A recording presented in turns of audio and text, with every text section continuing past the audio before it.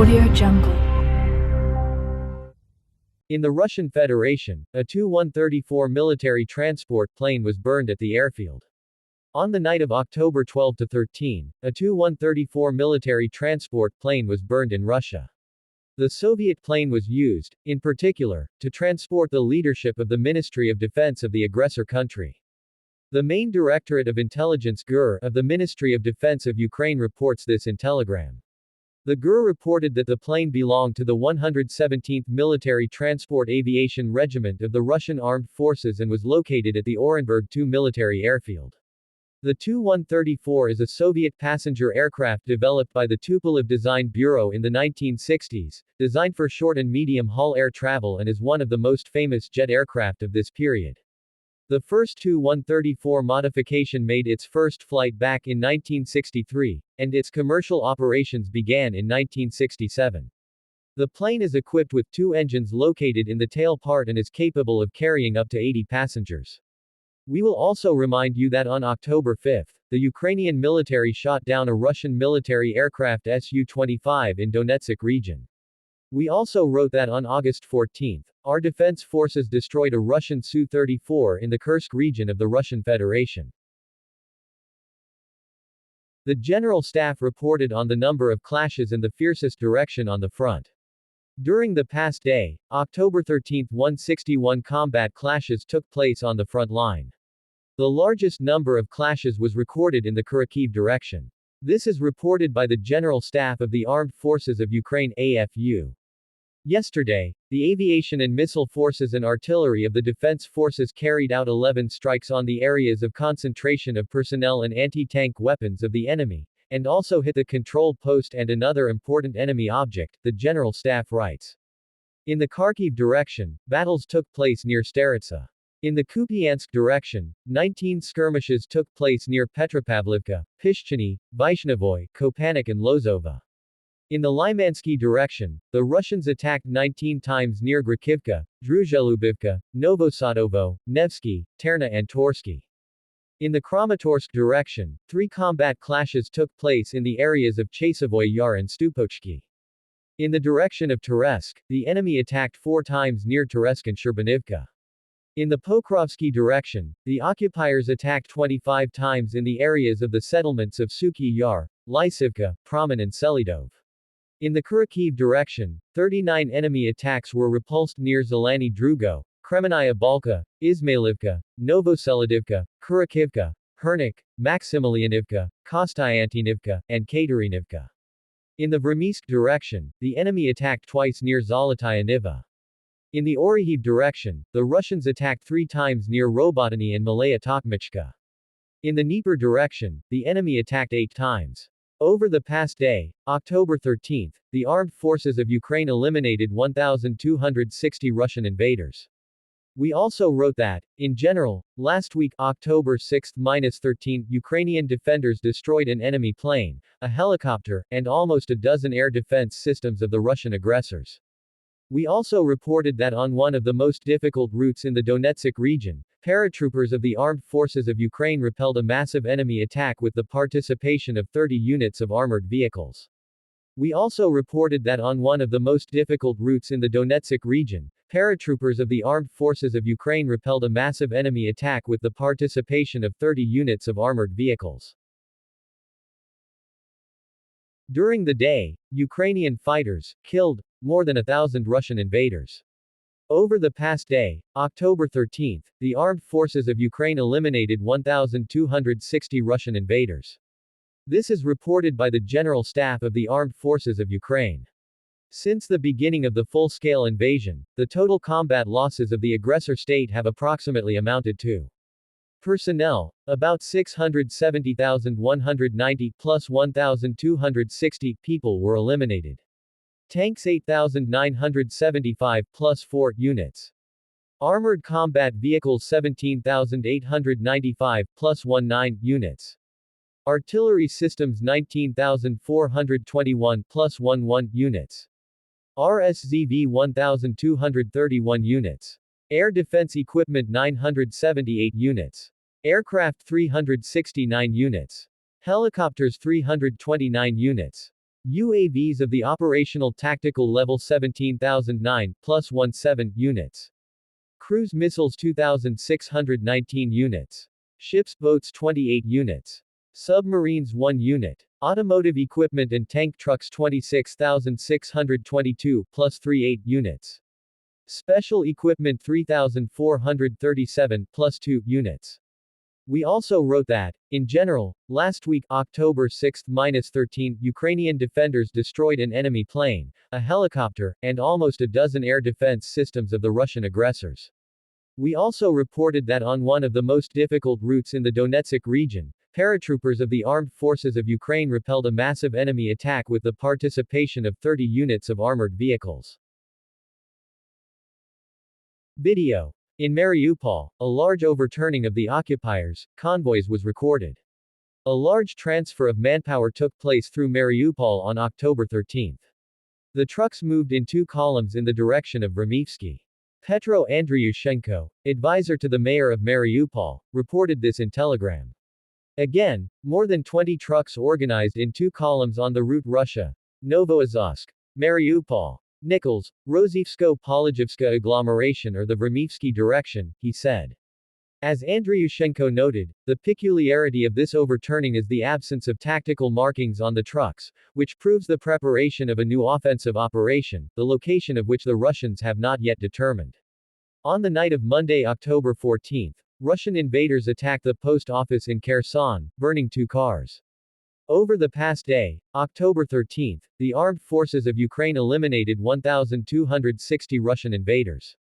We also wrote that, in general, last week, October 6-13, Ukrainian defenders destroyed an enemy plane, a helicopter, and almost a dozen air defense systems of the Russian aggressors. We also reported that on one of the most difficult routes in the Donetsk region, paratroopers of the Armed Forces of Ukraine repelled a massive enemy attack with the participation of 30 units of armored vehicles. The invaders attacked the post office in Kherson at night. On the night of Monday, October 14, Russian invaders attacked the post office in Kherson, burning 2 cars. Roman Morochko, the head of the Kherson City Military Administration, announced this in Telegram and released the corresponding video. At night, around 3 a.m., Russian troops launched a massive attack on the northern part of Kherson. They targeted, in particular, one of the post offices. 2 cars burned. Up to 10 inches arrivals were recorded, Morochko said. Over the past day, October 13, the armed forces of Ukraine eliminated 1,260 Russian invaders. We also wrote that, in general, last week, October 6-13, Ukrainian defenders destroyed an enemy plane, a helicopter, and almost a dozen air defense systems of the Russian aggressors. We also reported that on one of the most difficult routes in the Donetsk region, paratroopers of the Armed Forces of Ukraine repelled a massive enemy attack with the participation of 30 units of armored vehicles. A photo of the almost completely destroyed oil depot in Feodosia was published. In Feodosia, in the temporarily occupied Crimea, the oil depot, hit by the Defense Forces of Ukraine on October 7, was almost completely destroyed. The fire was extinguished for almost a week. This was reported by the Crimean Wind Telegram channel. A week after the start of the fire, the oil depot in Feodosia looks like this: burnt tanks and islands of foam in the lakes of water spilled during firefighting, the report says. It is noted that, in addition to the tanks, the infrastructure of the storage facility was badly affected. In total, the fire affected 12 tanks, of which 8 were destroyed. Houses on the territory of the object also burned down. Earlier, satellite images of the fire that continues after the Air Force hit an oil depot in occupied Feodosia appeared online. Windows were broken in nearby houses, and the occupying authorities evacuated 1,137 people. In Feodosia, in the temporarily occupied Crimea, an oil depot burned down. It was attacked by Ukrainian defenders. As a result, 8 tanks were destroyed. Russia attacked the port in Odessa with ballistics. There are dead and injured. On October 14, Russian terrorists again attacked the port infrastructure of Odessa with ballistics. As a result of the attack, 1 person was killed and 8 others were wounded. This was announced by Oleksiy Kuleba, the deputy prime minister for the reconstruction of Ukraine, Oleg Kuiper, the head of Odessa OVA. Another Russian attack on the port infrastructure. One person died, two civilian vessels were damaged. On October 14, Russia again bombarded the Odessa port. As a result of the attack, one person was killed and 8 more were injured. All civilians, Kuleba said. According to the head of the OVA, the victims are currently in the hospital, 2 of them are in serious condition. Medics are providing all the necessary assistance. All the injured and the dead are workers of the port infrastructure, citizens of Ukraine, said Kuiper. In addition, the Palau-flagged dry cargo vessel, Optima, was damaged for the second time. A week ago, this ship was already damaged as a result of ballistic shelling. Then the foreigners, crew members were injured. Another ship that was damaged today, NS Moon, flies under the flag of Belize, said the vice prime minister. During the attack, a grain warehouse, cargo cranes, warehouses, machinery, buildings of the Seaports Administration branch, and cars were damaged. Russian terrorists attacked Odessa with 1 ballistic missile, Kuiper added. Over the past day, the occupiers have struck 177 attacks on 9 settlements in the Zaporizhia region, and attacked settlements with 84 drones of various modifications. On the night of Monday, October 14, Russian invaders attacked the post office in Kherson, burning 2 cars. The Russians attacked a car with a drone near the village of Havrylivka in the Kherson region. 2 people were killed and another person was injured. Alexander Prokudin, the head of Kherson OVA, announced this on social networks. He noted, at noon, the Russians attacked a civilian car near Havrylivka with a drone. Unfortunately, 2 women, 72 and 56 years old, received life-threatening injuries. My condolences to the relatives and friends of the deceased. According to Prokudin, a 46-year-old driver was also injured. Earlier we wrote that in Kherson the northern micro-district came under artillery fire. We will also remind that as a result of the Russian airstrike on Kupiansk in the Kharkiv region, 3 people were injured, and there is considerable destruction. Paratroopers told how they crossed the border 2 days before the Kursk operation. The paratroopers of the 80th Separate Airborne Assault Brigade were able to penetrate the Russian rear 2 days before the start of the operation in the territory of the Kursk region, which made it possible to destroy the enemy's communication system and disorient his units. This was reported by Brigade Commander Pavlo Rozlok, call sign, Bear, in an interview with TSN. He noted that his unit, one of the companies, crossed the border 2 days before the operation, hiding in the forest and waiting for action to begin. Our brothers from the Special Forces managed to carry out a risky operation. If the enemy discovered the mouth in time, the effect of surprise would be lost. I was very worried that we would not be noticed, but in small groups of 6 people we moved the company from landing to landing, hiding in the forest, said Rozlok. During the operation, his company bypassed the roadblock and hit the Russian stronghold from the rear, which allowed the Ukrainian servicemen to eliminate the threat and give the engineer troops the opportunity to work through the minefields. Our fighters were able to enter the rear of the enemy and capture one stronghold, and then another. At this time, another company, having broken through the minefields thanks to the work of the engineers, was able to advance. 2 battalions passed through a single passage on the minefield at the same time, one straight, the other left. After that, we cleared the area, and the engineers were able to calmly continue their work, he said. The commander added that thanks to the coordinated work of the soldiers of the armed forces, the enemy was disoriented. The strikes on the command posts of the Russians disrupted their communication system, which caused chaos in the ranks of the occupiers. Due to poor communication, the enemies started shooting at each other, which gave our defenders an additional advantage, Rozlok summarized. Earlier we wrote that the spokesman of the Navy of the Ukrainian Armed Forces, Dmytro Platenchuk, said on the air of a national telethon that the Russian fleet has lost the ability to influence the course of hostilities in Ukraine. We will also remind you that in Feodosia, in the temporarily occupied Crimea, the oil depot, hit by the defense forces of Ukraine on October 7, was almost completely destroyed. The fire was extinguished for almost a week. The armed forces spoke about the situation in Toretsk, which is being stormed by the occupiers. The enemy controls the eastern and southeastern regions of Toretsk, and heavy fighting continues in the city. The spokeswoman of Luhansk OTU Anastasia Bobovnikova told about this on the air of the telethon, Suspiln writes. The spokeswoman noted that fortifications have been created near Terezk that will help the Ukrainian military to save their lives and deter the Russian army in case the defense forces withdraw from the city.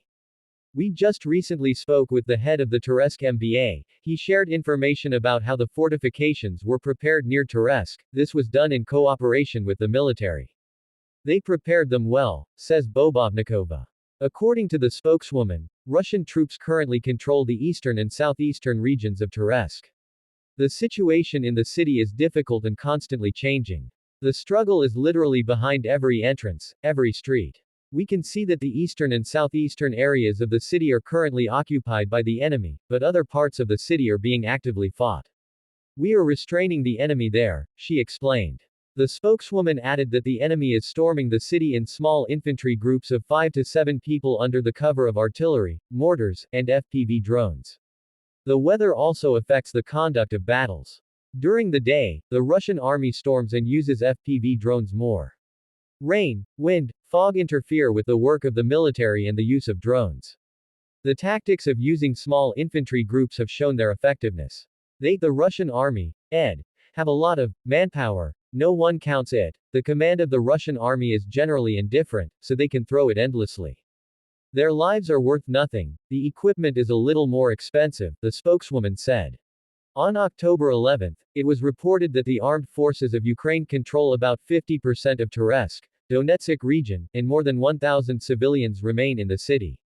Earlier we wrote that the Russian troops managed to enter the part of Terezk of the Donetsk region, and street battles continue in the urban area. We will also remind you that in September, the troops of the Russian Federation used the force of chemical munitions against the armed forces of Ukraine 250 times. Putin expects to win the war if Trump becomes U.S. president, WSJ. Vladimir Putin, the Russian dictator, hopes for a relatively easy victory in the war against Ukraine if Donald Trump becomes the Republican Party candidate in the upcoming U.S. presidential election. This is stated in the material published on the pages of the Wall Street Journal. According to American analysts, September became the deadliest month for Russian troops in the Ukrainian conflict. The article notes that, according to Western intelligence estimates, Russia suffers daily losses of 1,200 people, both killed and wounded. Most of the Russian military's successes come from ground assaults by infantry units made up mostly of prisoners released from prisons with the promise of pardons and financial rewards. Ukraine continues to inflict losses on Russia that would be unacceptable to any country that is not an absolute autocracy. John Nagel, a retired U.S. Army lieutenant colonel and professor at the U.S. Army War College, quoted the publication as saying. According to Nagel, Putin's hope for a relatively easy victory largely depends on Trump's promise to resolve the conflict. Until then, Russia is ready to suffer losses that do not have any strategic or operational meaning. Earlier we wrote that the head of Germany's Federal Intelligence Service BND, Bruno Kahl, said that Russia may be able to attack NATO territory within the next 6 years. We will also remind you that Putin is ready to talk with German Chancellor Olaf Scholz, but he did not receive such offers from Berlin. In the Kupian district, the evacuation of residents will be intensified. Russian terrorists continue to perpetrate terror against civilians and civilian infrastructure in the Kharkiv region. In the Kupian district, they decided to strengthen evacuation measures. Oleg Sinagubov, the head of the Kharkiv Oblast Military Administration (OVA), announced this in Telegram. Recently, there has been an increase in enemy shelling from various types of weapons, he noted.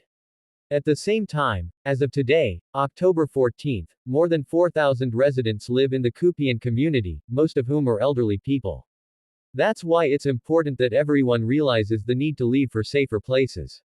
We have to help our people with joint efforts, he explained.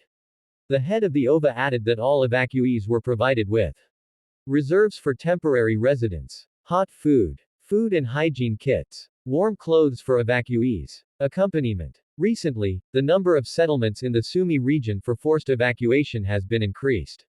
It was reported earlier that forced evacuation will be carried out from 29 settlements in the Kupian district of the Kharkiv region and from 3 settlements in the Volnova district of the Donetsk region.